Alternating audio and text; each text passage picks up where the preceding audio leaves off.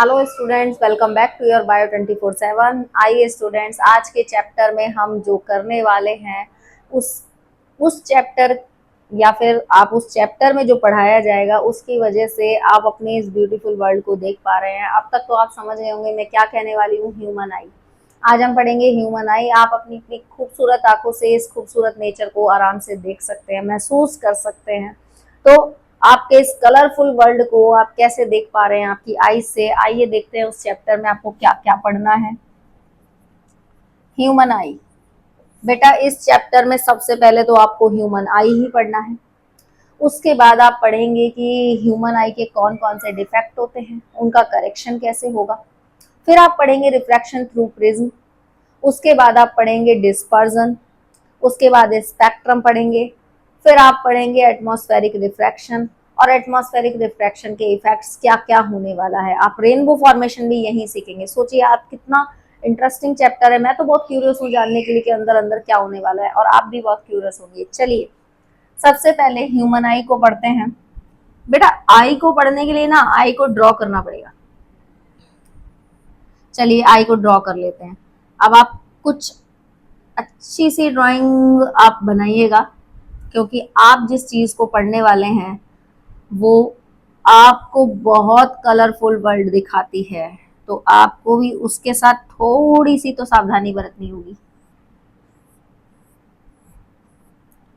ये आप इसको और अच्छे से बनाइएगा। मैं हर एक चीज को समझाने के लिए अलग अलग पैटर्न से ड्रॉ कर रही हूँ ताकि आपको कोई दिक्कत ना हो। बेटा ये आई का ना ये रीजन है कि मतलब ऐसे आई बॉल सामने से नहीं दिखाया गया है। ये आई को ऐसे दिखाया गया है, इस वाले विजन को। तो हमें इसी वाले विजन को रिलेट करना है कि कैसे मतलब दिखाया गया है, क्योंकि आई बॉल तो पूरी अंदर है। अब वो तो आपके पास किस तरीके से कैसे बनी हुई है वही आपको दिखाया है ऐसे। तो बेटा सबसे बाहर की transparent layer is cornea. It is transparent bulgy layer, outer layer transparent. और यही सारी चीजें नोटिस करते जाइए, ट्रांसपेरेंट बल्की लेयर। और इसका फंक्शन, ये लेंस का सारा काम निपटा देती है। लेंस का काम मतलब मैक्सिमम काम। लेंस का काम लाइट का रिफ्रैक्शन करना है, तो मैक्सिमम रिफ्रैक्शन यही हो जाता है। मैक्सिमम लाइट का रिफ्रैक्शन कहाँ होता है, ये क्वेश्चन भी है कॉर्निया पर। अच्छा, हमने इस गोले को तो बना दिया, इसकी बात नहीं की। ये हमारी आई बॉल है। आई बॉल है और आई बॉल एक स्फेयर है, स्फेरिकल शेप में है। स्फेयर तो समझते हो ना, what is sphere and what is circle. ये स्फेरिकल शेप है और इसका डायामीटर होता है बच्चों 2.3 सेंटीमीटर। इसका डायामीटर मतलब अब मैं इसे क्रॉस करूंगी यहाँ तक तो प्रॉब्लम होगी, तो इसलिए मैं बता रही हूँ इसका डायामीटर होता है 2.3 सेंटीमीटर। अब इसके अंदर कॉर्निया के पीछे चले जाते हैं। कॉर्निया के पीछे यहाँ पर दो सारी चीजें हैं बेटा, थोड़ा सा रिलेट करने के लिए हम लेंस यहाँ जाते हैं। लेंस तक तो हम बाद में पहुंचेंगे, पहले हम कॉर्निया के पीछे एक स्ट्रक्चर है जो लेंस को पकड़े हुए है। वो स्ट्रक्चर है हमारा आइरिस। एक स्ट्रक्चर है आइरिस, ये दिख रही है ऐसे लटका हुआ है। और एक्चुअली में मैं आइरिस आपको दिखाऊं तो ऐसा होता है। ये इस तरह की जो चीजें है ना, ये आइरिस है। बाहर वाला गोला आपका आइरिस है और अंदर वाला गोला प्यूपिल है, छोटा सा। तो आइरिस का काम क्या है, आइरिस एक तरीके से शटर समझ लो। आइरिस बड़ा एकदम अच्छा सा रिलैक्स खुला हुआ है तो प्यूपिल अच्छे से खुलेगा। आइरिस अगर अपने आप को कॉन्ट्रैक्ट कर ले तो प्यूपिल का साइज छोटा होगा। तो ये मैनेज करता है प्यूपिल के साइज को। अब ये प्यूपिल के साइज को भी मैनेज करता है, प्लस आप आइरिस की वजह से कलर को भी डिफरेंशिएट कर सकते हैं कि आपकी आंखों का कलर अलग अलग क्यों होता है, बिकॉज ऑफ योर आइरिस। कुछ का कलर ब्लू होता है, हेजल होता है, लेकिन ब्लैक ब्राउन तो सब में ही मिलता है। तो आइरिस क्या है बेटा, हमारा जो मेलानिन हार्मोन है वो हमारे को क्या देता है, पिगमेंट देने का काम करता है। मतलब कलर हमारी स्किन के डार्क और लाइट कलर के लिए रेस्पॉन्सिबल है। अब जिन पर्सन में मेलानिन बहुत अच्छे से बनता है तो आइरिस लाइट का एब्जॉर्प्शन बहुत अच्छे से करता है, तो कलर आइज का कलर क्या हो गया, ब्लैक। लेकिन जहां मेलानिन की कमी है, वो लाइट का एब्जॉर्प्शन अगर करता भी है तो लाइट का एब्जॉर्प्शन बहुत कम होता है।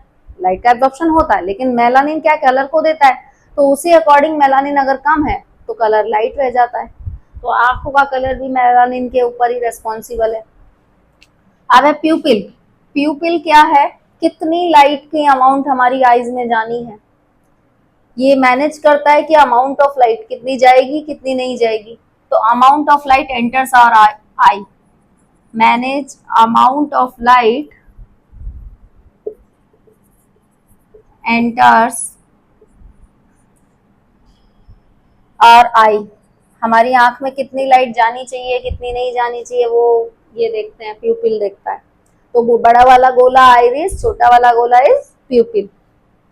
आप चलते हैं, अब यहाँ पर है हमारी सीलियरी मसल्स, ये जो मैंने ऐसे पत्ती लीफ लाइक शेप में बनाई है, ये सीलियरी मसल्स है। ऐसा पर्टिकुलर शेप नहीं होता है, लेकिन मैंने आपको समझाने के लिए अलग से इसलिए बना दिया है क्योंकि आइरिस और प्यूपिल सीलियरी मसल्स मिक्स ना हो। सीलियरी मसल्स वो स्ट्रक्चर है जो लेंस का साइज को मैनेज करता है। जैसे लेंस, सीलियरी मसल्स अगर कॉन्ट्रैक्ट होंगी तो लेंस मोटा हो जाएगा, सीलियरी मसल्स रिलैक्स होंगी तो लेंस थिक हो जाएगा। इसी वजह से लेंस अपनी फोकल लेंथ को फिक्स कर पाता है, सॉरी फोकल लेंथ को, इसी वजह से लेंस की फोकल लेंथ फ्लेक्सिबल है। वो लेंस की फोकल लेंथ जबकि आप जानते हैं बदलती रही है, फिक्स होते हैं, लेकिन इसमें फोकल लेंथ एडजस्ट हो जाती है बिकॉज ऑफ सीलियरी मसल्स। अगर ये क्वेश्चन आए तो सीलियरी मसल्स क्या करता है, लेंस को मैनेज करता है, लेंस के साइज को मैनेज कर रहा है। लेंस छोटा बड़ा हो सकता है, सीलियरी मसल्स अगर कॉन्ट्रैक्ट हुई तो लेंस छोटा हो जाएगा, रिलैक्स हुई तो लेंस बड़ा हो जाएगा। लेंस को छोटा बड़ा,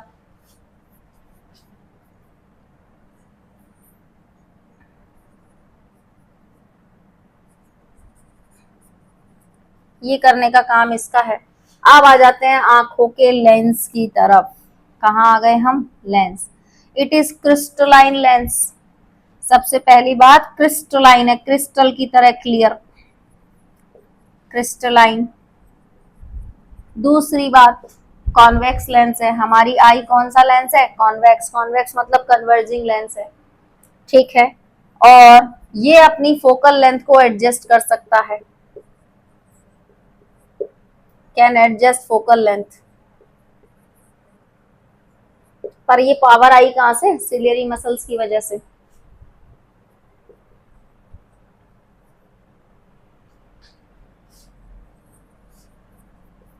कम या छोटा किया जा सकता है। अब ये वाली line,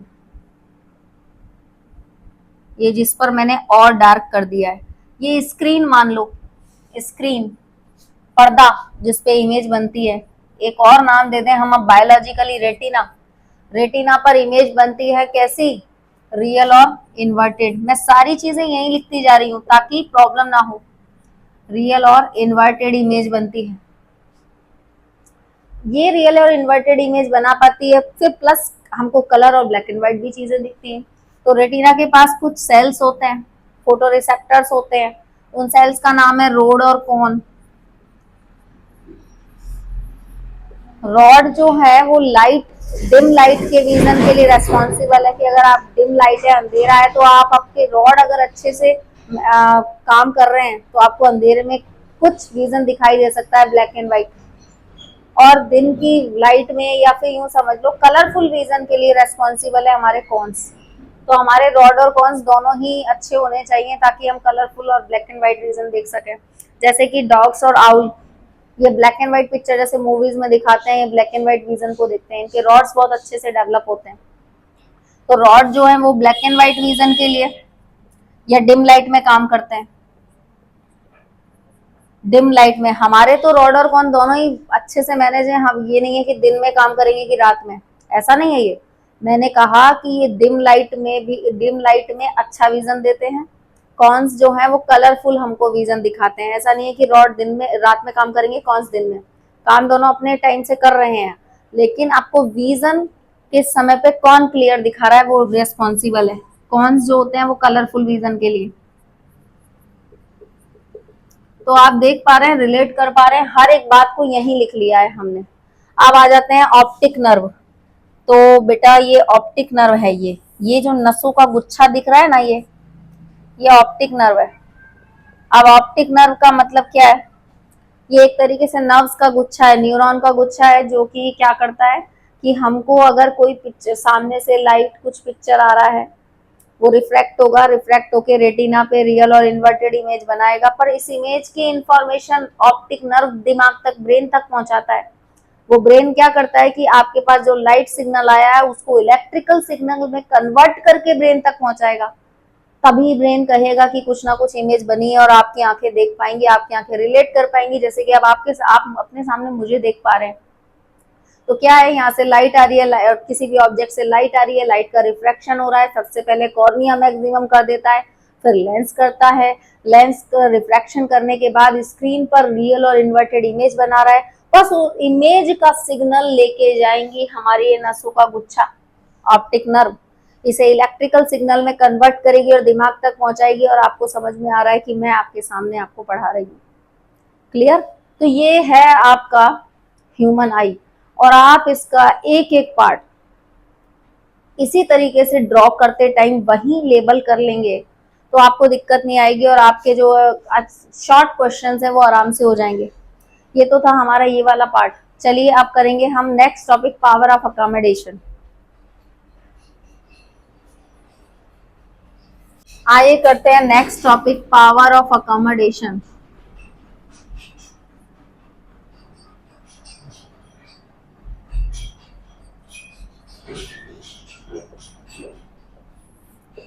It is ability of lens to adjust its focal length. It is ability of lens to adjust its focal length. एक लेंस में ऐसी कैपेसिटी, ऐसी एबिलिटी कि वो अपनी फोकल लेंथ को कम या ज्यादा कर सकता है, that is called power of accommodation. और वो आपने किस लेंस में देखी है? अभी अभी हमने बात की है आई लेंस में, which is crystalline convex lens.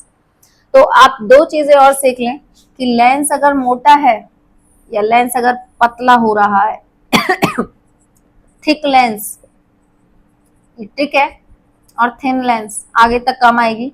अगर थिन है लेंस तो उसकी फोकल लेंथ इस छोटे वाले की, मोटे वाले की फोकल लेंथ भी स्मॉल हो जाएगी।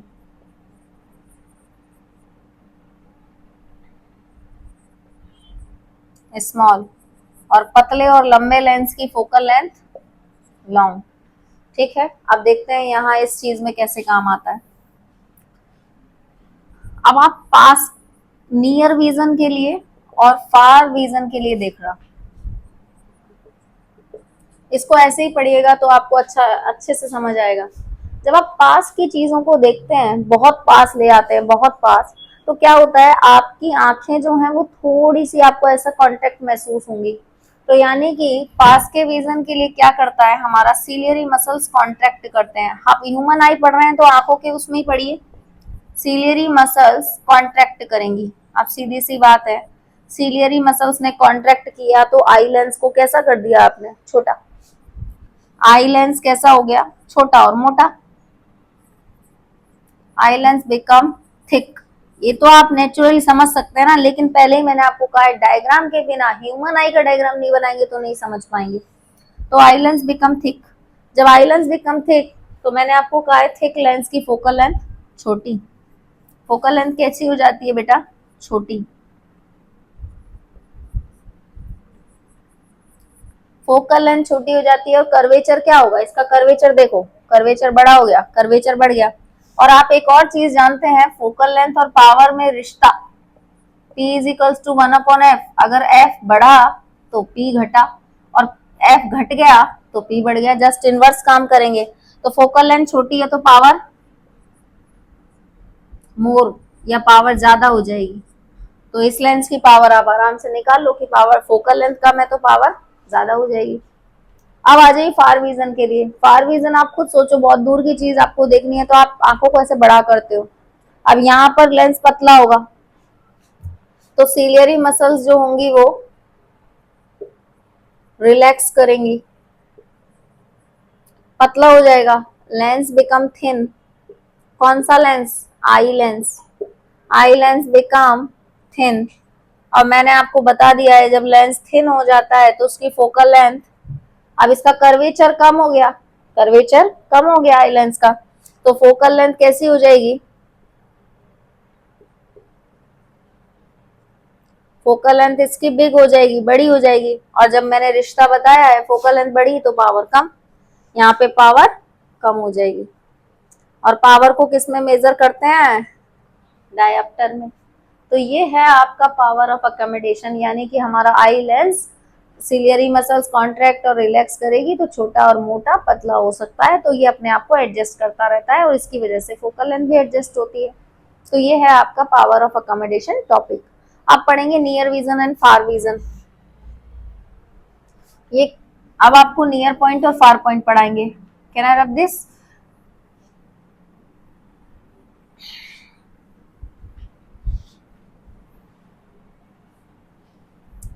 इसके बाद हम पढ़ेंगे बच्चों topic near point and far point.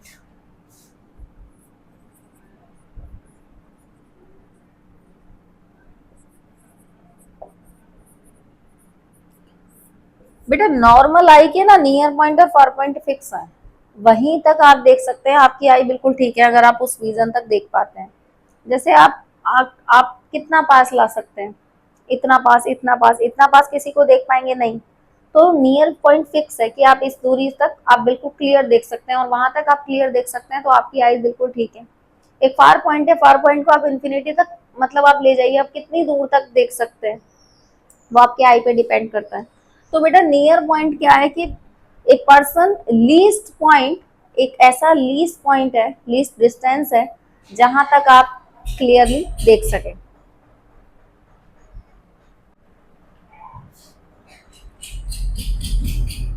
Least distance और ये फारदेस्ट,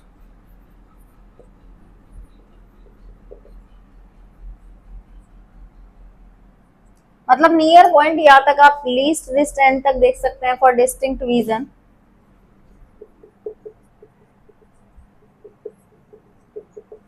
और एनसीईआरटी में ये लाइन है, और ये फारदेस्ट डिस्टेंस है, दूरी कहाँ तक।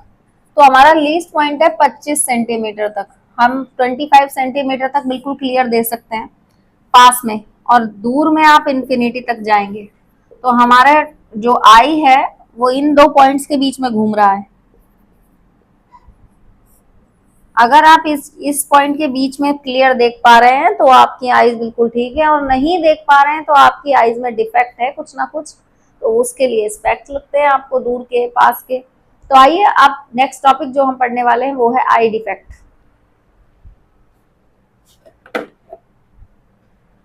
अब हम नेक्स्ट टॉपिक पढ़ेंगे ह्यूमन आई डिफेक्ट।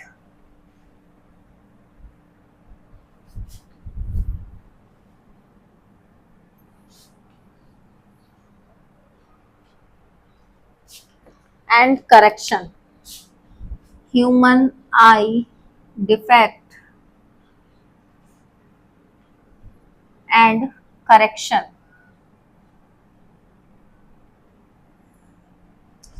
भैया आपकी आंखों से कम दिख रहा है, दूर का नहीं दिख रहा, पास का नहीं दिख रहा, तो आपको डिफेक्ट है कुछ ना कुछ। अब उस डिफेक्ट को पढ़ने के लिए सबसे पहला डिफेक्ट लेकर आते हैं मायोपिया। मायोपिया बेटा शॉर्ट साइटेडनेस है। अब आप इसके नाम पे जाएंगे, आपको लगेगा पास का नहीं दिखाई देता होगा, शॉर्ट साइटेडनेस है। नहीं, इसके नाम पे नहीं जाइएगा, ये शॉर्ट साइटेडनेस नहीं है, बल्कि नाम इसका भले ही शॉर्ट साइटेडनेस है लेकिन इसमें दूर की चीजें नहीं दिखती, नियर विजन एकदम क्लियर है, कैन सी नियर ऑब्जेक्ट। वो जो पर्सन है वो नियर ऑब्जेक्ट तो आराम से देख सकता है,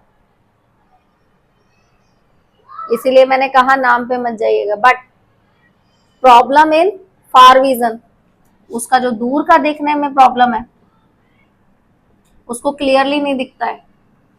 अब जैसे कि आप किसी क्लासरूम में बैठे हैं, लास्ट स्टूडेंट है, बैक बेंच पे बैठे हैं और आपको नहीं दिख रहा है, बार बार कोई बच्चा कह रहा है कि सर या मैम हमें यहाँ से नहीं दिख रहा, थोड़ा और क्लियर दिख नहीं रहा है, फिर उसको आगे बुलाएंगे, आपके टीचर आगे बैठाएंगे, तो उसका प्रॉब्लम क्या है, उसको मायोपिया है। अब उसके मायोपिया को ठीक करने के लिए सबसे पहले समझे नॉर्मल आई। बेटा नॉर्मल आंख में क्या होगा, आप सीधी सी बात जानते हो, नॉर्मल आईज में आपका, अब मैं सिर्फ नॉर्मल आई का बता रही हूं कि आपका जो इमेज है वो रेटिना पे बनना चाहिए। ये हमारा रेटिना, ये हमारा मान लेते हैं कोई ऑब्जेक्ट है, जो व्यक्ति देख रहा है उस ऑब्जेक्ट से रेज आ रही हैं, तो नॉर्मल आई में हमारा कॉन्वेक्स लेंस कन्वर्ज करेगा, रेटिना पे बन जाना चाहिए हमारा, तो हम इमेज आराम से देख लेते हैं। पर इसको तो मायोपिया है। अब इस बंदे के साथ क्या प्रॉब्लम हुई होगी, इसकी इमेज, इसका मतलब रेटिना पे नहीं बनी होगी, इसके साथ प्रॉब्लम यही हुआ होगा। देखते हैं इसमें क्या होता है। इस केस में क्या होता है, ये रहा हमारा ऑब्जेक्ट, अब यहाँ से लाइट आ रही है, अब ये व्यक्ति की आईज जो है रेटिना से पहले ही बन जाता है इमेज। आप कहेंगे कि रेटिना से पहले भी इमेज कहीं बन सकता है, बेटा वो रेटिना से पहले इमेज जो बन रहा है मतलब कि वो दिख नहीं रहा ना उसे, वो प्रॉब्लम महसूस कर ही रहा है उस चीज को। तो इस केस में क्या होता है कि इमेज रेटिना पे ना बन के, इसका प्रॉब्लम की वजह क्या है, किसकी कारण से होता है, क्या कारण है, इसका कारण ये है कि इमेज कहाँ बनती है, image form before retina, retina से पहले ही कहीं बन गई। अब जब बिफोर बनी है तो वो किसी को दिखा थोड़ी है, कहाँ बनी है कैसी बनी है वो नहीं है, तो बिफोर रेटिना कहीं इमेज गायब हो गई। अब बिफोर रेटिना बनी है, उसका कारण क्या है, उसका एक कारण तो ये हो सकता है बच्चों कि इसका लेंस इतना पावरफुल हो कि वो इतना पावरफुल हो गया कि फोकल लेंथ छोटी हो गई है। इसका एक कारण तो ये हो सकता है कि लेंस की पावर बढ़ जाए तो फोकल लेंथ छोटी हो गई। अब फोकल लेंथ छोटी हो गई तो वो रेटिना तक बन ही नहीं पाई। ठीक है, एक कारण तो इसका ये हो सकता है। दूसरा कारण हो सकता है हमारी जो आई बॉल है वो ही पीछे खसक गई हो, मतलब जो आई बॉल है उस आई बॉल का क्या हुआ हो कि आई बॉल पीछे चली गई हो। अब ये भी कारण हो सकता है कि भाई आई बॉल बहुत इलोंगेट हो गई हो, तो जब आई बॉल इलोंगेट हो जाएगी तो ये रेटिना तो पीछे चला गया, ये भी हो सकता है। तीसरा कारण इसका क्या हो सकता है कि आपकी जो लेंस है, आई बॉल इलोंगेट हो गई, जब मैंने आपको बताया था कि लेंस का जो कर्वेचर है वो जैसे ही छोटा होगा तो उसकी फोकल लेंथ छोटी हो जाएगी। अब फोकल लेंथ छोटी हो गई तो उसका कर्वेचर बढ़ गया हो, लेंस कर्वेचर इंक्रीज हो गया। तो ये कारण इसके हो जाते हैं और इसकी वजह से आपकी जो इमेज है वो पहले ही फॉर्म हो जाती है। अब ये जो बीच में है इस बारे में मैं अभी लिखूंगी कि यहाँ बीच में कौन है, मैं आपको बताती हूँ। वैसे ये आई लेंस के पार्ट में हो जाना चाहिए था पर मैं इसे यहाँ लिख दूंगी अभी। ठीक है, तो ये कारण है। अब इसका करेक्शन क्या करें, बेटा करेक्शन करने के लिए कोई ऐसा लेंस आगे यूज करना पड़ेगा जिससे हमारा ये वाला लेंस रेटिना पर ही इमेज बनाए। तो आपको जो चश्मा लगने वाला है वो कैसा लगेगा सोचिए, पहले तो ये सोचिए लेंस कौन सा यूज करके इसे ठीक किया जा सकता है।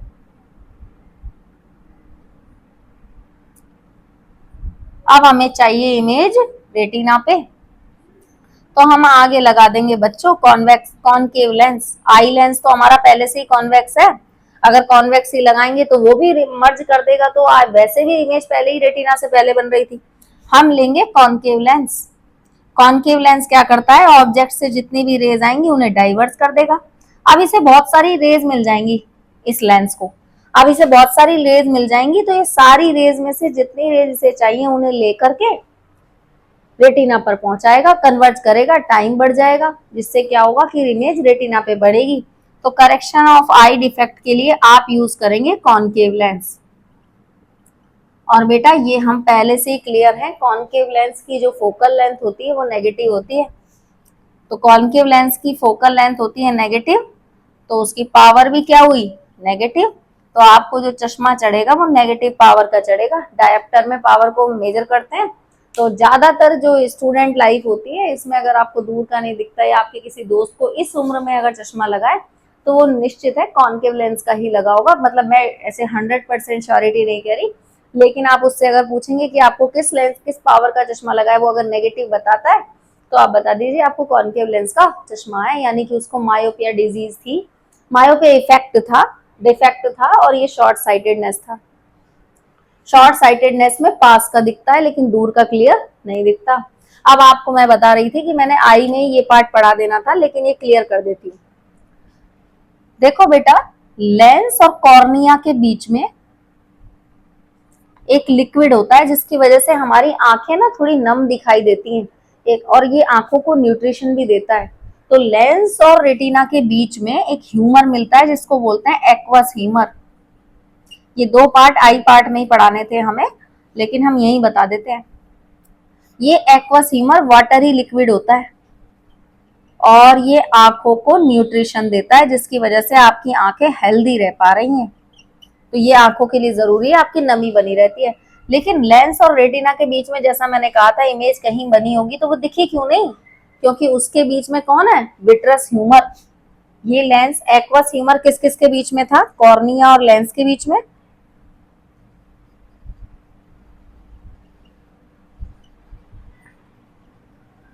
और ये आपको मिलेगा विट्रस ह्यूमर। आप पूछे कि कहाँ चली गई वो इमेज, तो उस ह्यूमर में जेल लाइक लिक्विड है, कहाँ दिखेगी इमेज। विट्रस ह्यूमर बेटा जेल लाइक लिक्विड होता है जो कि लेंस और रेटिना के बीच में होता है, और ये आंखों को शेप देता है। ये विट्रस ह्यूमर, अगर मैं इसके बारे में यहाँ लिखूं तो ये आईज बॉल को शेप दे रहा है, आई बॉल को प्रोटेक्टेड रख रहा है, आई बॉल को शेप दे रहा है, न्यूट्रिशन की भी वैल्यू है इसमें। आई बॉल का शेप मेंटेन रखता है, कहाँ मिलता है, रेटिना और लेंस के बीच में। एक्वस ह्यूमर आपकी आंखों में डस्ट वस्ट चली जाए, जम चला जाए तो वहां से भी प्रोटेक्शन करता है, आपकी आंखों में नमी बनाए रखता है। तो आपको अगर क्वेश्चनों के बीच में क्या है, तो बीच में क्या पड़ा हुआ है, विट्रस ह्यूमर। लेंस और रेटिना के बीच में विट्रस ह्यूमर है, लेंस और कॉर्निया के बीच में एक्वस ह्यूमर है। एक्वस ह्यूमर आंखों को हेल्दी रख रहा है, विट्रस ह्यूमर आई बॉल का शेप दे रहा है। तो अब ये हमारा मायोपिया वाला कॉन्सेप्ट क्लियर है। अब पढ़ेंगे हम हाइपरमेट्रोपिया। अब मैं इसे रब कर देती हूँ।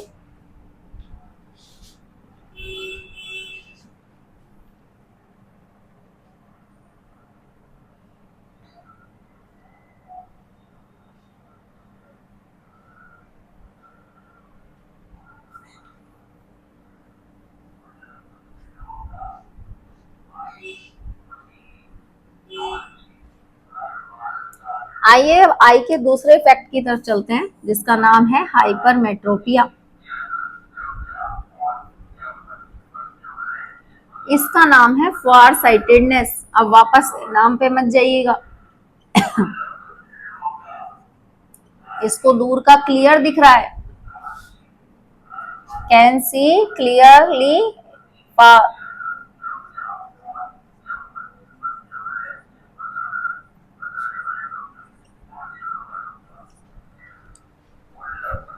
Can see far object clearly, but problem कहाँ है, problem to see near object. आप पास की चीजों को नहीं देख पा रहे। तो अब आई में क्या डिफेक्ट हुआ होगा, नॉर्मल आई देखना बेटा, नॉर्मल आई आपकी इमेज कहाँ बनाती है, जैसा कि हम जानते हैं हमारी नॉर्मल आई बनाती है लेंस, और ये रहा हमारा लेंस, रेटिना पे इमेज बन जानी चाहिए। तो आपकी नॉर्मल आई है ये, आप आराम से देख पा रहे हो, लेकिन आपको हाइपरमेट्रोपिया है, सोच लीजिए। तो मान लेते हैं हाइपरमेट्रोपिया अगर है तो क्या होता होगा, तो इमेज बेटा रेटिना पे ना बन के अब की बार रेटिना से पीछे चली जाती है। अब रेटिना से पीछे इमेज का क्या करेंगे, इमेज बननी तो रेटिना पे चाहिए, तब भी आपको नहीं दिखेगा। तो इसमें क्या होती है, इमेज फॉर्मेशन कहाँ होती है, आफ्टर रेटिना। फॉर्मेशन कहाँ हुई, बिहाइंड रेटिना। अब इसके भी कारण है, इसके कारण क्या हो सकते हैं, अगर हम कॉज पढ़ें इसके, तो इसके कॉज हो सकते हैं क्या, लेंस की पावर बहुत कम हो। अगर लेंस की पावर कम होगी तो क्या ज्यादा हो जाएगा, फोकल लेंथ ज्यादा हो जाएगा, और फोकल लेंथ बढ़ने से वो इमेज भाग गई पीछे। या फिर आई बॉल जो है वो छोटी हो जाए, आई बॉल कॉन्ट्रैक्ट हो जाए। आई बॉल अगर कॉन्ट्रैक्ट हो जाएगी तो वो रेटिना आगे की तरफ चला जाएगा और आपके आई लेंस का कर्वेचर कम हो जाए। उसमें कर्वेचर ज्यादा था, अगर आई लेंस का कर्वेचर कम हो जाए, डिक्रीज हो जाए, तो ये कारण हो सकते हैं कि आपकी रेटिना पर इमेज ना बन पाए। अब इसका करेक्शन करने के लिए क्या कर सकते हैं हम? इसके करेक्शन के क्या तरीके हो सकते हैं? हमें कुछ ऐसा करना पड़ेगा कि रेटिना पर इमेज आ जाए। तो हमने मायोपिया में देखा था कि कॉनकेव लेंस यूज किया था तो वो रेस को फैला रहा था, तो इस लेंस ने आराम से रेस को बनाने के लिए टाइम मिल गया, पर हम ये उसमें नहीं कर सकते। हम इसका करेक्शन करने के लिए क्या करें?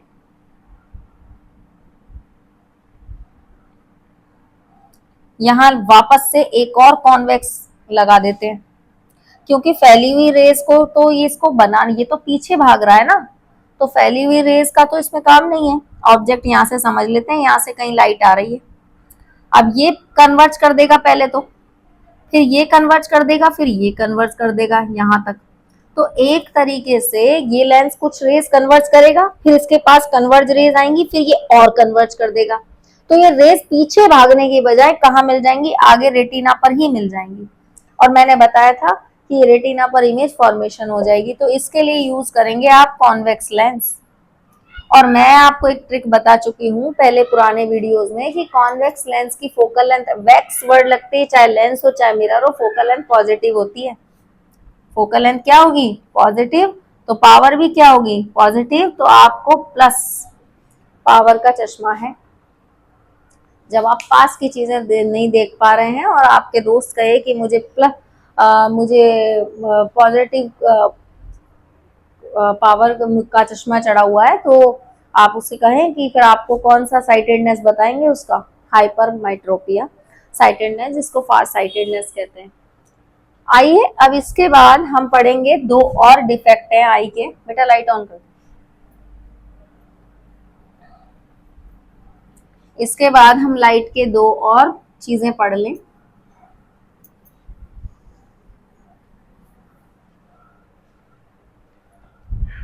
हाँ, तो इसके लिए हम कैटारेक्ट, एक तो पढ़ना है आपको कैटारेक्ट और एक पढ़ना है आपको प्रेसबायोपिया। बेटा कैटारेक्ट क्या होता है कि आपका आई लेंस थोड़ा सा मिल्की हो जाए, क्लाउडी हो जाए।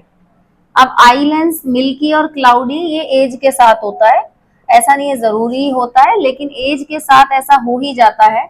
ओल्ड एज पर्सन को ही ये दो ज्यादा चीजें देखी गई हैं। तो ये क्या है, वो दोनों डिफेक्ट तो यंग एज पे भी हो जाते हैं, मैंने कहा ना बच्चों को भी हो जाता है, लेकिन ये डिफेक्ट जो है वो उसमें देखे गए हैं। और ये दो तरीके का होता है कैटारेक्ट, व्हाइट कैटारेक्ट और ब्लैक कैटारेक्ट।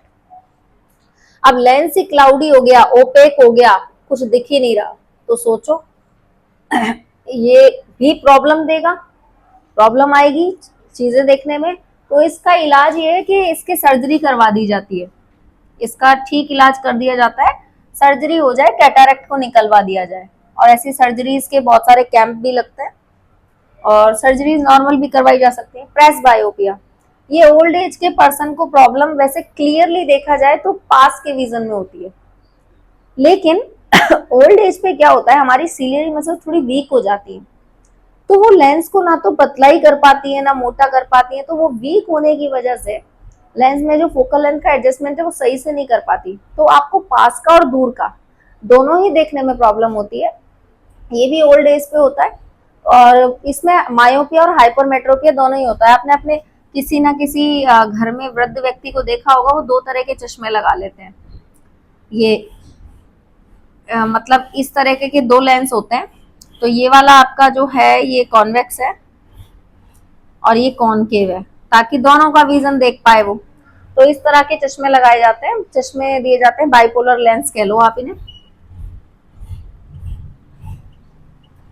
और इसमें पास का और दूर का दोनों में ही प्रॉब्लम है, problem in near and far vision both. Reason मैंने आपको बता दिया, आपकी जो सीलियरी मसल्स हैं वो वीक हो जाती हैं समय के साथ अकॉर्डिंग टू एज।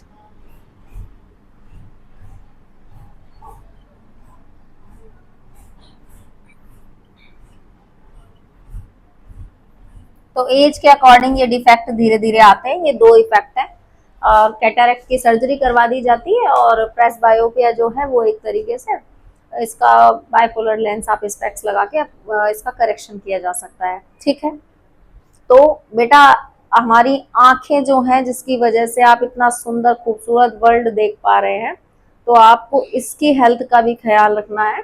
तो इसके लिए आप खूब सारा अपने आईज को हेल्दी रखने के लिए, पहले तो क्लीनिंग के लिए देखो डस्ट पार्टिकल्स वगैरह जाते हैं तो आई ड्रॉप्स वगैरह आती हैं।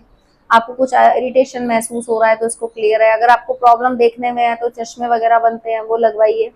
वैसे नेचुरली हेल्दी रखने के लिए आप कैरेटीन्स जिनमें होते हैं जैसे कि गाजर वगैरह खाइए। विटामिन ए की पूर्ति के लिए आप गोल्डन राइस खा सकते हैं, तो आपकी आंखें हेल्दी रहेंगी। ये एक्सेप्ट नॉलेज है इसके बाद। ठीक है, टॉपिक है रिफ्रैक्शन थ्रू प्रिज्म। अब हम प्रिज्म पढ़ेंगे।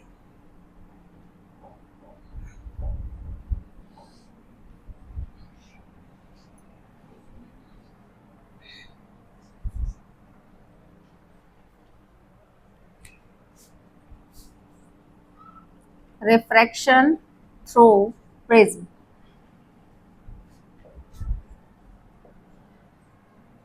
आइए देखते हैं प्रिज्म कैसा होता है।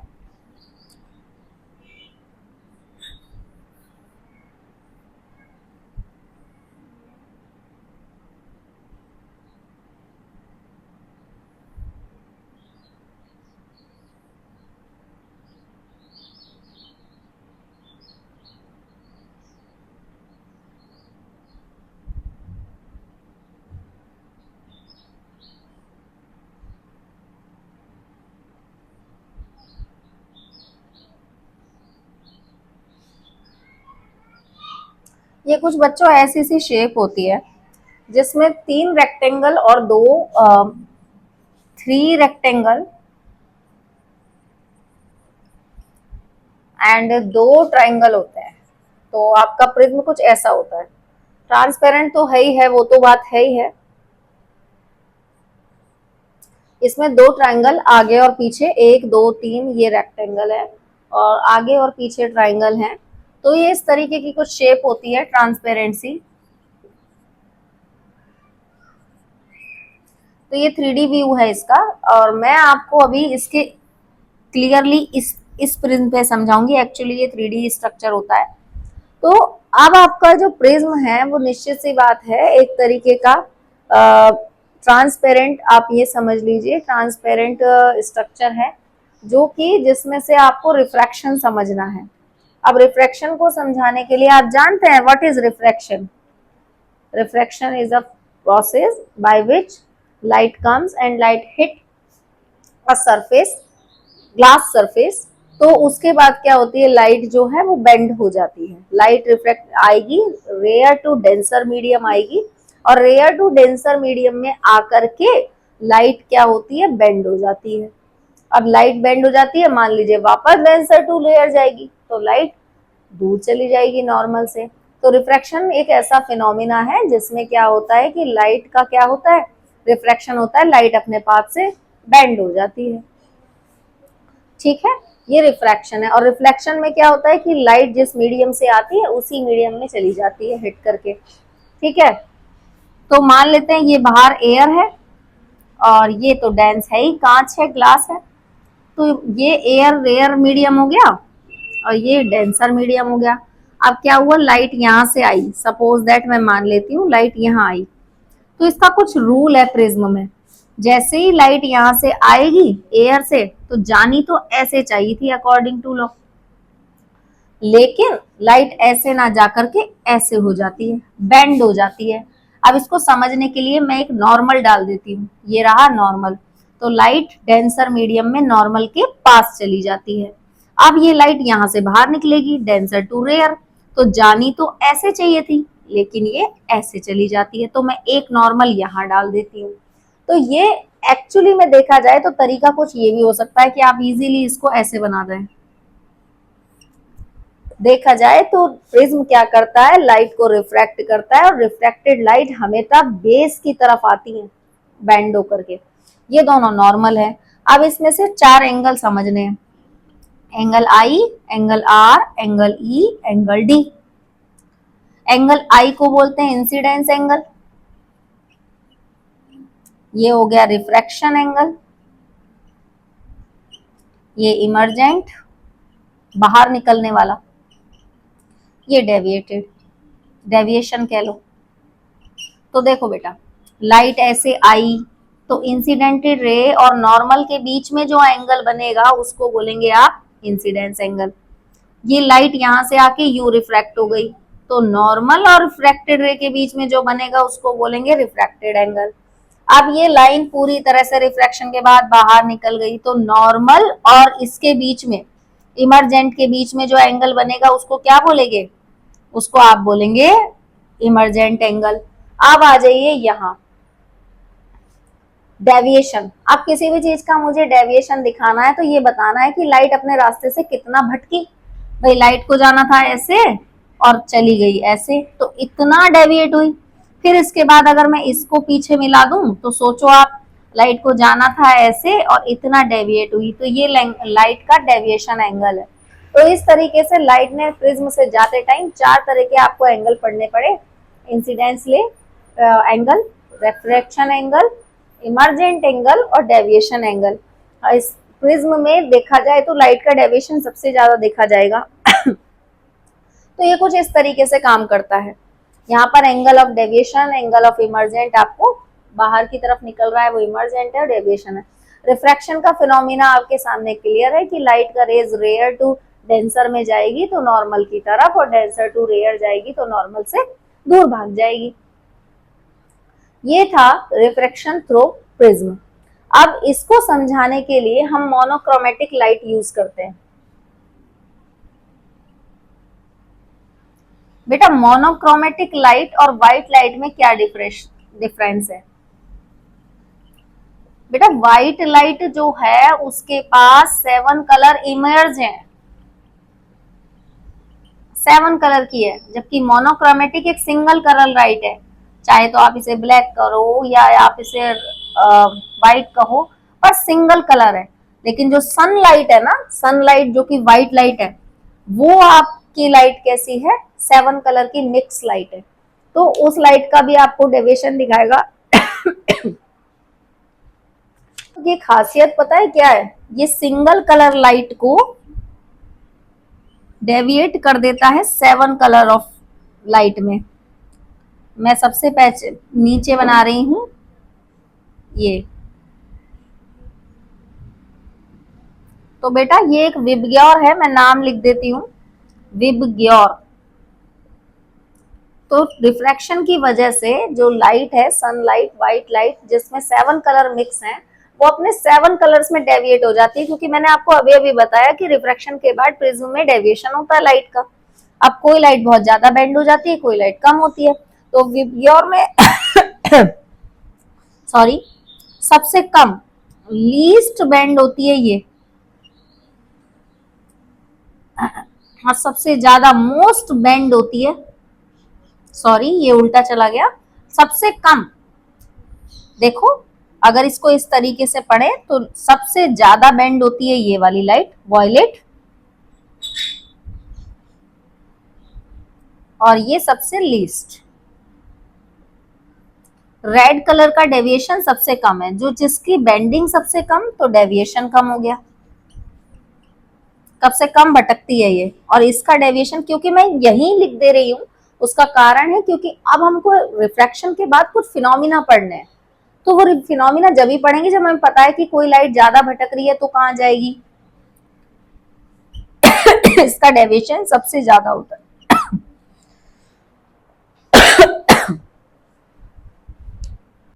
आप देखते हैं, ये तो रिफ्रैक्शन का टॉपिक पे ही हमने बात कर ली थी। अब जरा हम डिस्पर्सन देखेंगे।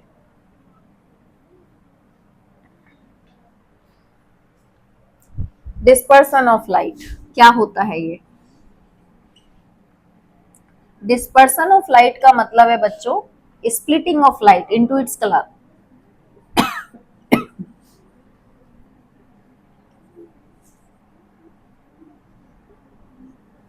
लाइट में जितने कलर प्रेजेंट है वो सब स्प्लिट हो जाएंगे। फिर आता है स्पेक्ट्रम।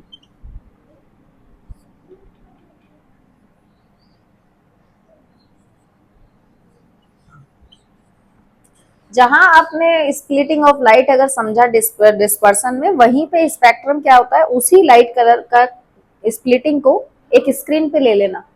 तो स्प्लिटिंग ऑफ लाइट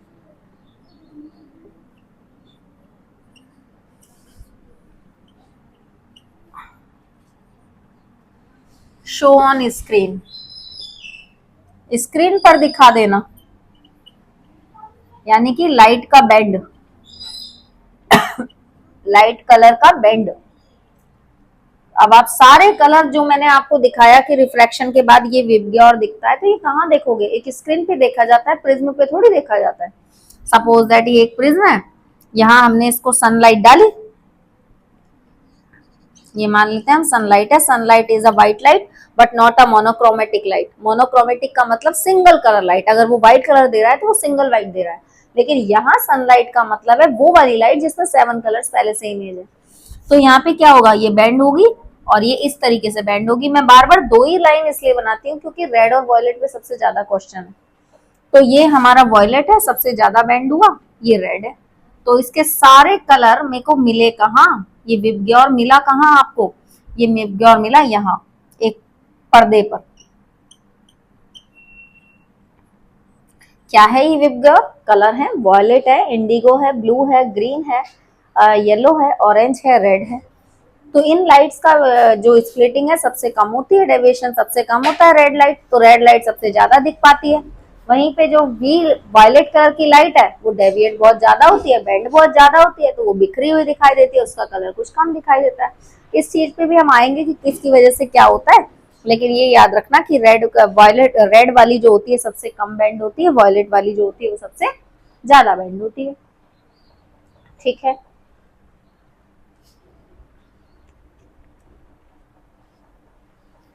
अब इसी चीज पर न्यूटन ने भी एक एक्सपेरिमेंट किया था। न्यूटन को लगा कि कहीं हम ऐसा तो नहीं सोच रहे हैं कि ये जो प्रिज्म है, प्रिज्म के अंदर लाइट होती हो और वो लाइट के कलर दिखा देती है, और हम सोच रहे हैं कि लाइट में 7 कलर होते हैं। तो भाई साइंटिस्ट हैं, उनके दिमाग में कुछ ना कुछ उथल पुथल चलती ही रहती है। तो उस चीज को उन्होंने कैसे देखा, आइए देखते हैं। न्यूटन्स का प्रिज्म एक्सपेरिमेंट देखते हैं।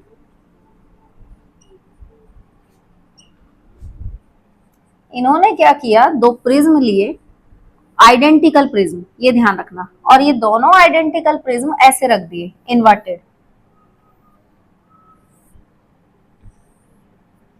अब इन्होंने कहा मैंने इस पे एक सनलाइट रेज डाली। अब रिफ्रैक्शन का नियम है कि वो जो रिफ्रैक्शन के बाद जो रेज आती हैं वो कहाँ बेंड हो जाती हैं, वो बेंड हो जाती हैं बेस की तरफ। तो बेस की तरफ ये रिफ्रैक्शन आया हमारे सामने, वॉयलेट सबसे ज्यादा बैंड और रेड सबसे कम। फिर ये लाइट बाहर निकली, तो ये कुछ इस तरीके से निकली, लेकिन वापस से वही बात कि रेड वाली ये रेड और ये वॉयलेट, वापस से यही होगा कि वॉयलेट वाली सबसे ज्यादा बैंड हो जाएगी और रेड वाली कम। तो ये जब बाहर निकले तो वापस से व्हाइट लाइट निकली। तो इनका कहने का सेंस ये था कि जब हमने व्हाइट लाइट डाली तो इसका डिस्पर्सन हुआ, डिस्पर्सन हुआ प्रिज्म के फर्स्ट सरफेस पे। जब डिस्पर्सन हुआ तो रेड वॉयलेट कलर बिखरे, लेकिन जब ये वापस से प्रिज्म से बाहर निकली दोनों प्रिज्म के बीच में, तो सेम बात है, रिफ्रैक्शन हुआ होगा। तो वॉयलेट सबसे ज्यादा बैंड हुई दूसरे प्रिज्म में वापस से जाकर के रेड वाले। ये नियम है रिफ्रैक्शन का कि प्रिज्म अगर रिफ्रैक्शन कर रहा है तो बेस की तरफ करेगा। ये वाली रेज जब आई थी तो इसने क्या किया, बेस की तरफ रिफ्रैक्शन किया, तो ये रेज बिखर गई विबग्योर में। अब जब विबग्योर में बिखरी तो वी सबसे ज्यादा बैंड होता है, रेड लीस्ट बैंड होता है। जब ये बाहर रिफ्रैक्शन के बाद निकली तो वहां दूसरा आइडेंटिकल प्रिज्म रखा हुआ है, उसने भी रेड को कम और वॉयलेट को सबसे ज्यादा बैंड कर दिया। जब ये बाहर निकल के आई तो व्हाइट लाइट ही व्हाइट लाइट की फॉर्म में बाहर आई। तो इस एक्सपेरिमेंट से प्रूव हो गया कि प्रिज्म में कोई कलर नहीं है, कलर तो 7 लाइट में है, जो आफ्टर रिफ्रैक्शन अब डिस्पर्स हो जाते हैं और ये दिखाई देते हैं। अब यहाँ इन्होंने दो प्रिज्म रख दिए इन्वर्टेड, तो क्या हुआ कि व्हाइट लाइट ही आई थी और रिफ्रैक्शन के बाद व्हाइट लाइट ही निकल गई इन्वर्टेड। तो ये न्यूटन का एक्सपेरिमेंट था इस बात को सिद्ध करने के लिए कि भाई प्रिज्म से कोई छेड़छाड़ नहीं है। आपकी जो व्हाइट लाइट है, जो सनलाइट है, उसमें 7 कलर होते हैं। और उसी चीज को अब आप रेनबो फॉर्मेशन देखिए इसी के बाद। चलिए आप देखते हैं रेनबो फॉर्मेशन।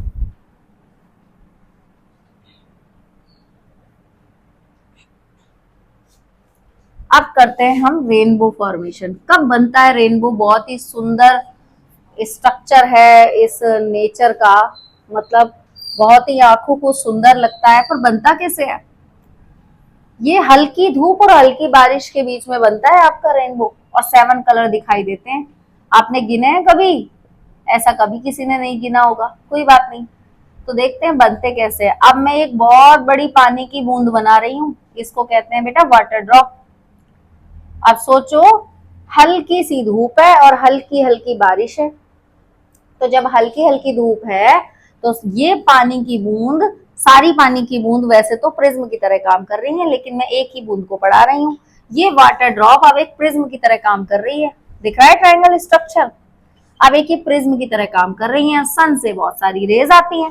अब मान लो सन से रेज आई, और ये रेज, मैंने क्या कहा, बेस की तरफ, इन सन रेज का रिफ्रैक्शन होता है और ये रिफ्रैक्शन बेस की तरफ होता है। तो वही मैं रेड और वॉयलेट ही करूंगी। मैंने आपको बता दिया है, ऐसे नहीं समझा सकते। आफ्टर रिफ्रैक्शन सन रेज रिफ्रैक्टुइड पानी की बूंद में, और ये डिस्पर्सन हो गया। अब जब डिस्पर्सन हुआ तो रेड और वॉयलेट 2 कलर में डिस्पर्स हुई, वॉयलेट सबसे ज्यादा, रेड सबसे कम। लेकिन इस पानी की बूंद में एक और काम हो जाता है, वो ये कि यहाँ पर आपके सामने इस तरीके से रिफ्लेक्शन भी हो जाता है, और अब आपको यहां से ऐसा लगता है देखने वाले को कि रेनबो फॉर्मेशन हुआ है। यहां से अगर कोई व्यक्ति देख रहा है तो उसको लगता है क्या, यहाँ पे आप समझ लीजिए किसी की आंखें हैं, ये पर्सन देख रहा है तो इसको विबग्योर दिखाई दे रहा है।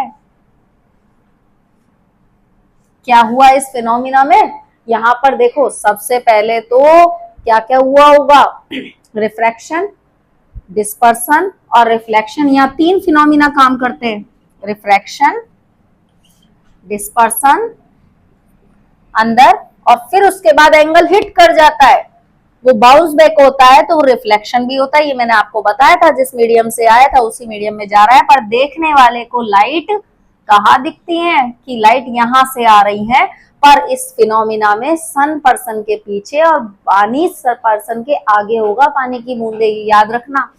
डिस्पर्सन एंड रिफ्लेक्शन, ये 3 फिनोमिना मिलकर के बना रहे हैं आपका बहुत ही प्यारा खूबसूरत सा रेनबो, जिसको आपने कहा रेनबो बन गया। कैसे? विबग्योर। और सबसे ज्यादा दिखाई देता है अच्छे से रेड, फिर लाइट होते जाते हैं कलर नीचे, और मैंने बताया रेड सबसे कम बेंड होता है, वॉयलेट सबसे ज्यादा बेंड होता है, तो उसका डेविएशन ज्यादा है, उसका भटकाव ज्यादा है, ये याद रखना आप। इसी के साथ मेरा ह्यूमन आई का पार्ट 1 यहाँ खत्म होता है। अब हम नेक्स्ट वीडियो में मिलेंगे ह्यूमन आई के पार्ट 2 में, जहां पर हम पढ़ेंगे एटमॉस्फेरिक रिफ्रैक्शन।